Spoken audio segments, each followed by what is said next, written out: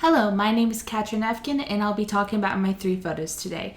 So, the first photo I'm going to be talking about is the Armada portrait of Elizabeth I by George Gower that was made in 1588.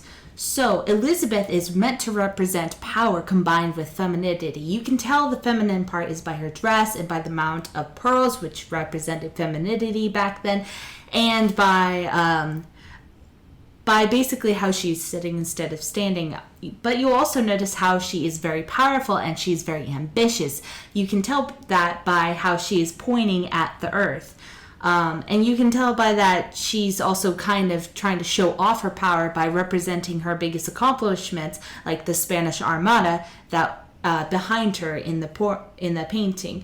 Now, it was likely that Elizabeth I requested this, though it's not totally guaranteed. It could have been George Gower that made those decisions, who was the original painter. But you'll notice how when people in history choose to represent themselves through paintings, they'll be showing off their power and their accomplishments as a way for us to recognize history. And as we go through history, that kind of changes to where it's less about how a person of power and status wants to represent themselves through history and more about how we want to look at history ourselves.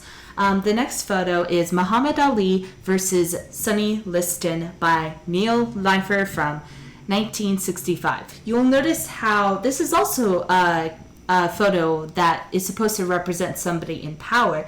Muhammad Ali, who's standing over the other man to show defeat of Sonny. However, there's huge differences because this is now, instead of just a powerful person, this is actually representing someone's huge defeat of somebody else. This is in the moment photography.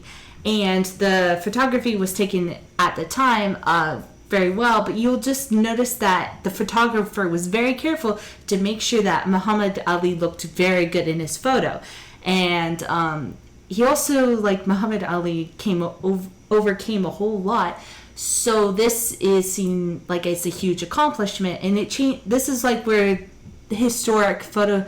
This is where we look at history as a culture through images differently, because as we go along in history, we're looking less and less and less at the accomplishments of great people and more at the accomplishments of everyday people.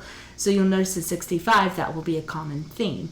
And our last photo is The Organic Remains of a Former World by Alison C, made in 2005. This is a multimedia image that was made through pottery, printing, and painting in order to represent prehistoric times. You'll notice that how we look at history now is we're more trying to discover what happened before we came around, and our images of history will represent that. Those will be images of today of powerful people and great accomplishments, but we've noticed a trend that more and more we're trying to discover more and more about the past as we learn more about it. And this is how it is represented in our images. So yeah,